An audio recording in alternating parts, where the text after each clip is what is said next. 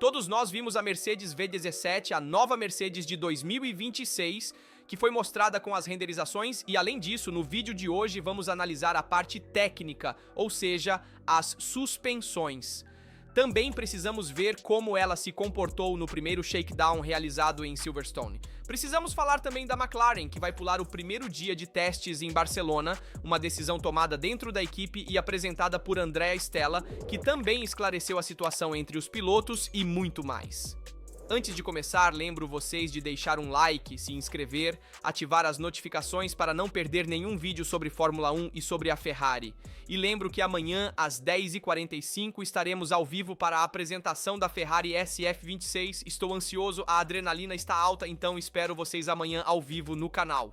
A Mercedes oficialmente inicia a nova era da Fórmula 1 2026 e faz isso mostrando os primeiros renders da V17 junto com o shakedown programado logo em seguida em Silverstone, o carro que será confiado a Andrea Kimi Antonelli e George Russell para a temporada de 2026. Haverá também uma verdadeira apresentação no dia 2 de fevereiro que acompanharemos juntos, mas este é o ano de renascimento para a Mercedes. De fato, esta Mercedes é completamente nova e também possui soluções muito inovadoras em comparação com outras equipes que vimos até agora. A equipe de Brackley decidiu antecipar todos os principais times e apresentou essa pintura online, com o carro depois indo para a pista, e é uma amostra planejada não tanto para revelar detalhes técnicos, mas sim para marcar território. Na verdade, a Mercedes quer ser protagonista na grande reconfiguração regulatória de 2026 e começou isso a partir do motor, que trabalha com uma taxa de compressão diferente da prevista pelo regulamento da FIA.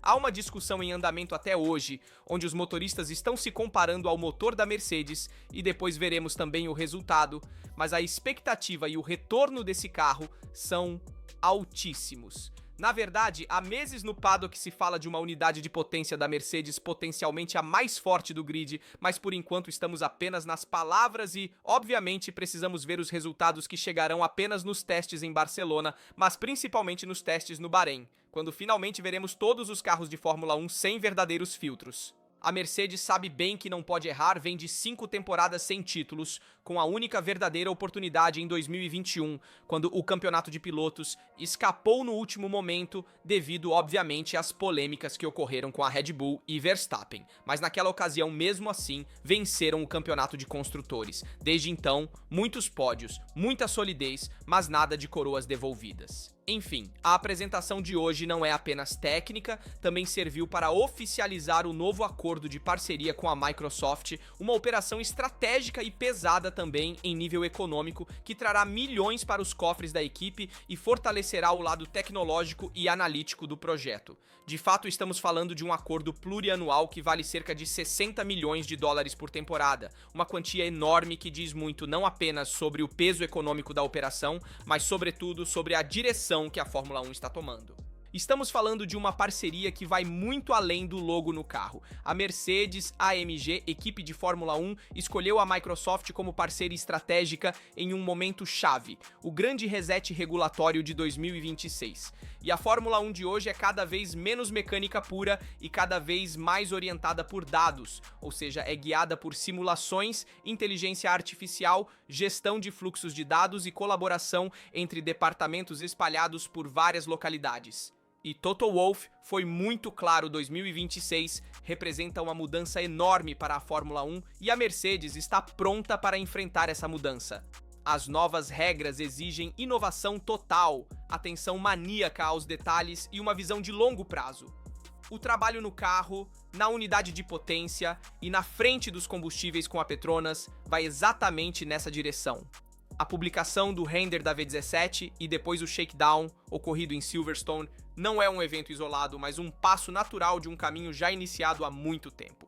No fronte dos pilotos, não há nenhuma surpresa, de fato temos sempre George Russell, que vem da melhor temporada de sua carreira, a de 2025, na qual, após a despedida de Hamilton em 2024, assumiu o papel de líder na equipe, levando a Mercedes ao segundo lugar no campeonato de construtores. E ao seu lado está Andrea Kimi Antonelli, grande Kimi, que vem de um primeiro ano na Fórmula 1 cheio de altos e baixos, como é normal para um novato. 2025 serviu para aprender e 2026 será uma história completamente diferente. Obviamente, as expectativas aumentarão e Antonelli terá que provar que transformou aqueles erros iniciais em experiência, como também demonstrou na segunda parte da temporada, dando continuidade a esse momento, tornando-se um elemento sólido para uma Mercedes que quer voltar a vencer imediatamente. E finalmente, há uma mudança muito importante nos bastidores, ou seja, o chefe de projeto John Owen, que deixará o cargo ao final da temporada. E no lugar dele chegará Giacomo Tortora, ex-Ferrari que conquistou a confiança de James Ellison e assumirá oficialmente as rédeas do projeto a partir de 2027. Em resumo, a Mercedes não se esconde mais e a V17 é apenas o primeiro passo visível de um projeto que visa claramente levar a equipe de Brackley de volta ao topo da Fórmula 1. Agora, porém, como sempre, a pista falará. Há muitas soluções que foram retomadas pela Mercedes e muitas soluções também inovadoras no carro, a começar pela área das laterais, que tem esse recorte um pouco com as laterais semelhantes às da Ferrari, se quisermos, com esse recorte interno que retoma as Ferraris da era de efeito solo, mas menos acentuado, são laterais, de qualquer forma, volumosas. Temos também os Bergeboards, que voltaram, como já dissemos, nos carros de 2026, que também estão conectados por um apêndice em carbono, algo muito inovador. E temos, sobretudo, a parte traseira da Mercedes, que é muito afunilada.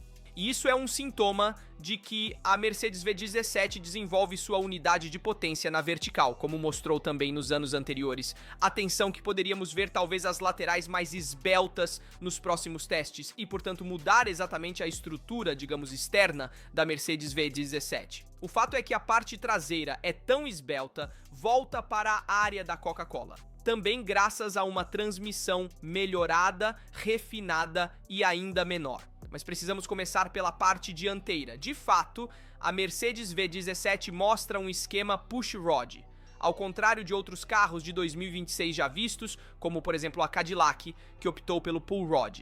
Aqui o motivo não é mecânico, mas aerodinâmico. De fato, isso foi explicado claramente também por Rob Marshall, que a suspensão dianteira de hoje é uma ferramenta para gerenciar as turbulências das rodas dianteiras, direcionar os fluxos da maneira mais otimizada possível em direção ao fundo. Isso foi explicado, obviamente, por Rob Marshall ao falar sobre a McLaren. Mas há um detalhe interessante sobre o braço da direção. Na verdade, nos renders, mas também na versão que vimos na pista, vimos o braço ligeiramente deslocado para a frente do triângulo inferior, enquanto o de 2025 estava atrás. E essa é uma escolha que pode mudar bastante a interação com os fluxos. Dito isso, obviamente a Mercedes se acostumou várias vezes a esconder as cartas exatamente nesta área durante as apresentações. Portanto, aqui é certo manter a prudência. Enquanto na traseira permanece o esquema push rod, como também mostrou no ano passado, com uma filosofia, porém, um pouco diferente em relação à Mercedes V16. Na verdade, a haste é menos inclinada e, acima de tudo, posicionada à frente do triângulo superior. É um layout que sugere um trabalho muito direcionado na aerodinâmica da traseira, que de fato é o verdadeiro ponto focal tanto dos renders quanto do carro que vimos na pista. Na verdade, até o capô do motor conta algo. A parte de ar lateral retoma o perfil AP já visto em 2025, e vimos logo atrás as laterais que permanecem bastante altas. A Mercedes parece ter se distanciado do conceito de laterais super rebaixadas, muito em moda na era do efeito solo. Aqui a filosofia parece diferente, menos ênfase em envolver os fluxos de cima para a transmissão, e mais atenção ao que acontece na parte baixa do carro. De fato, a traseira mostra uma zona Coca-Cola muito pronunciada, uma configuração que lembra os Fórmula 1 pré-era do efeito solo, portanto antes de 2022, que serve para chamar ar em direção à transmissão e ao difusor. A combinação entre essa Coca-Cola muito esguia e a grande barbatana no capô faz pensar em um empacotamento extremamente otimizado do compartimento do motor.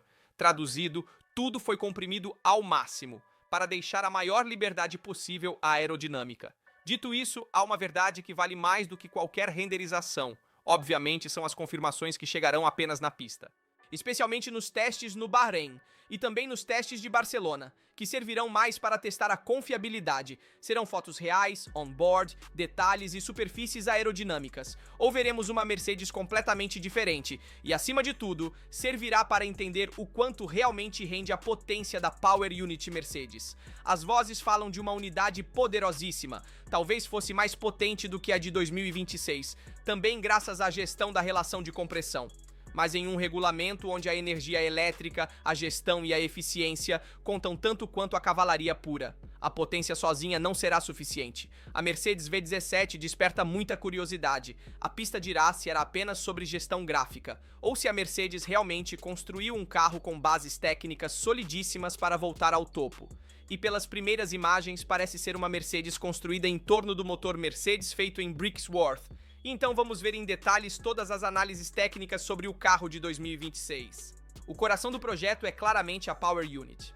De fato, as vozes sobre o famoso relatório de compressão variável, que a quente chegaria até 18:1, explicam por que todo o resto do carro parece girar em torno de um conceito-chave, empacotar ao máximo para liberar a aerodinâmica. A traseira é, de fato, extremamente compacta, com trabalho evidente na área da Coca-Cola e no difusor. O objetivo é claro, reduzir a resistência ao avanço.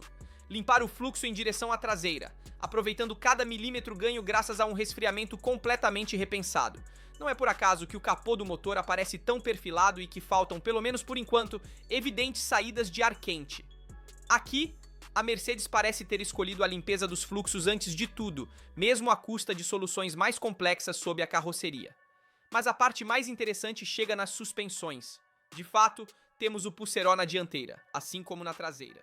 No entanto, é interessante o retorno do suporte da direção em balanço na frente do triângulo inferior. De fato, a Mercedes abandona a solução da McLaren e retorna a uma configuração mais coerente com sua própria filosofia. Na verdade, a inclinação é reduzida justamente para limitar o anti-dive e o fluxo da frente mantém a identidade familiar da Mercedes, com o característico rebaixo inferior e o pequeno ressalto necessário para controlar os flaps móveis da asa dianteira. A asa nesta versão inicial é deliberadamente simples, sem uma busca exacerbada pelo outwash, com paratier ainda rudimentares. É evidente que aqui se quis mostrar o mínimo indispensável. Mas uma parte ainda mais interessante é a zona central das laterais. De fato, há um trabalho muito elaborado nos bargeboards, que conectam diferentes elementos às laterais. E também há um elemento conectado ao chassi por meio de 2 suportes concedidos pela FIA.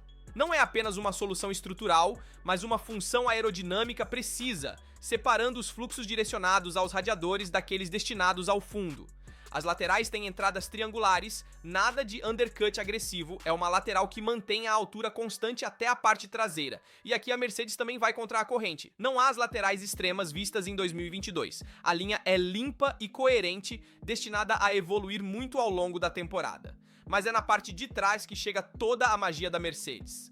Há a suspensão pushrod e multilink, cinemáticas reposicionadas na transmissão, maior efeito anti-squat, sem chegar aos excessos vistos e depois rejeitados na V16. O semi-eixo é carenado, os braços inferiores tornam-se verdadeiros perfis aerodinâmicos, o aerofólio traseiro tem um perfil principal em forma de colher, e os flaps móveis são pouco inclinados e com comandos bem visíveis. Aqui também a sensação é clara, as soluções mais interessantes ainda não foram mostradas. Enfim, a Mercedes não vai copiar ninguém. Tem uma filosofia precisa, identitária e escolheu seu caminho. A maior força da Mercedes será a Power Unit, e é um projeto coerente e corajoso que aposta tudo na eficiência, compacidade e limpeza aerodinâmica. Agora resta a parte mais difícil, demonstrar que essa filosofia funciona também na pista. Veremos se será esse o caso, e é exatamente do motor Mercedes que precisamos falar. Porque hoje houve a famosa reunião entre Honda, Audi e Ferrari, que conversaram com a FIA sobre o motor Mercedes. O próprio Nicola Stombazis, responsável técnico da federação, declarou que essa reunião não serve para dar um ponto fixo sobre o motor Mercedes e, portanto, bani-lo completamente, mas serve mais para esclarecer várias interpretações do regulamento e, assim, evitar disputas e reclamações que podem surgir ao longo da temporada por parte dos vários motoristas, digamos, inimigos da Mercedes. Então eu penso na Audi, Honda e Ferrari em particular. Então o objetivo da FIA não é tanto tentar banir a Mercedes, mas esclarecer o ponto de vista da Mercedes para os outros motoristas e tentar evitar reclamações também, que podem acontecer durante a temporada. Então eles querem um pouco acalmar o fogo, se quisermos, a federação, mas na minha opinião, não é a maneira certa de abordar o tema, porque, como disse o próprio Binotto, se a Mercedes tiver essa vantagem da relação de compressão, é uma vantagem enorme, muito importante e com certeza é necessário compreender plenamente o que é tão vantajoso no motor da Mercedes e então desmontá-lo, entender exatamente qual parte do motor pode dar essa vantagem tão importante à Mercedes para que se faça a reclamação técnica para a federação, mas o fato é que a federação deve agir o mais rápido possível, porque quanto mais esperamos, mais é possível que ocorra uma situação como a de 2009. Com a Brown GP, que correu por mais da metade da temporada com um difusor duplo, que era totalmente ilegal, então não queremos ver uma situação como essa. Mas precisamos falar também da McLaren. De fato, a McLaren não estará na pista no primeiro dia de testes em Barcelona, uma escolha que dita assim faz barulho, mas que na verdade conta muito bem que tipo de abordagem o time campeão do mundo está tendo em relação a 2026. De fato, a decisão é simples e ao mesmo tempo extrema. Cada hora disponível é reservada para o desenvolvimento da McLaren MCL40. Após a montagem no McLaren Technology Center, o carro não vai imediatamente para Montmeló, mas antes passa pelos bancos de teste AVL, onde a equipe está completando os últimos testes fundamentais antes da estreia na pista. A confirmar tudo isso foi Andrea Stella, junto com o diretor técnico Rob Marshall e o responsável pela performance. A McLaren tem 3 dias de testes disponíveis em 5, e escolheu deliberadamente começar no segundo ou até mesmo no terceiro dia. O motivo é muito claro, nesta fase, cada dia extra de desenvolvimento adiciona desempenho. Segundo André Stella, na economia de toda a temporada, é mais vantajoso entrar na pista com um pacote já mais maduro, em vez de acumular dados em uma configuração ainda imatura. E é aqui que a McLaren vai na contramão de outras equipes. De fato, algumas anteciparam o shakedown justamente para coletar dados úteis em vista de Barcelona, como por exemplo a própria Alpine, que a vimos na pista em Silverstone. Em Walking, por outro lado, fizeram uma escolha oposta, é melhor menos quilômetros, mas um carro mais avançado. Tanto mais que, como destacou André Stella, todos os monopostos serão de qualquer forma atualizados logo após os testes ou diretamente em vista da primeira corrida em Melbourne. E assim, por trás dessa decisão, houve um dado fundamental, que a McLaren MCL40 é um projeto sem precedentes. O tempo para comemorar o título de 2025 foi mínimo, porque há meses a equipe trabalha em tempo integral no novo carro. E André Stella disse isso sem rodeios. Nunca antes a McLaren havia enfrentado uma mudança tão vasta e simultânea. Chassi, unidade de potência, pneus, aerodinâmica, massas e dimensões, tudo mudou ao mesmo tempo, e isso exigiu um volume enorme de redesign realizado por mais de 20 meses. Rob Marshall entra ainda mais em detalhes e transmite a ideia de forma quase brutal. Com o regulamento de 2026, cada parte da mecânica do carro foi tocada. Até componentes invisíveis, como um simples rolamento escondido na transmissão, precisaram ser repensados porque as cargas foram alteradas, os ciclos de trabalho, a lubrificação e até mesmo os próprios lubrificantes foram mudados. O carro é mais curto, mais estreito e muito mais leve. E isso impôs um aumento significativo nos testes de homologação. E então chegou a fase mais delicada, estimar as cargas aerodinâmicas e repensar completamente as suspensões para gerenciá-las. O resultado é um projeto que se expandiu cada vez mais até se transformar em uma reengenharia total, em cada porca e parafuso. E Rob Marshall deixa isso claro: a partir do período da Páscoa de 2025, o trabalho continua a enfrentar novos problemas um após o outro em uma cadeia sem fim. E então, essa é uma escolha genial ou um risco calculado? Pular o primeiro dia de testes é uma escolha que divide, porque há quem veja como um movimento inteligente e outros como uma desculpa elegante. Mas uma coisa é certa, a McLaren não está improvisando nada. A mensagem é clara: melhor chegar tarde, mas pronto, do que chegar antes, com um carro que você já sabe que terá que reformular. Se essa filosofia valerá a pena ou não, só a pista dirá. Mas uma coisa é certa, a McLaren MCL40 nasce como um dos projetos mais ambiciosos da era moderna da Fórmula 1. E quando uma equipe campeã do mundo decide assumir esse tipo de risco, significa que está convencida de ter algo muito sério em mãos. Deixem-me saber a sua opinião sobre a Mercedes 2026, então a famosa Mercedes V17, que finalmente vimos no shakedown em Silverstone e as imagens render. Na sua opinião, é um projeto extremo? O que vocês acham da escolha da McLaren de pular o primeiro dia de testes em Barcelona? E também da discussão da FIA com os vários fabricantes de motores? Como sempre, lembro vocês de deixar um like, se inscrever, ativar as notificações para não perder nenhum vídeo sobre Fórmula 1 e sobre Ferrari. Nos vemos amanhã às 10h45 ao vivo para a apresentação da Ferrari 2026, a SF26. Até amanhã, aqui do Rasta é tudo. Nos vemos em um próximo vídeo.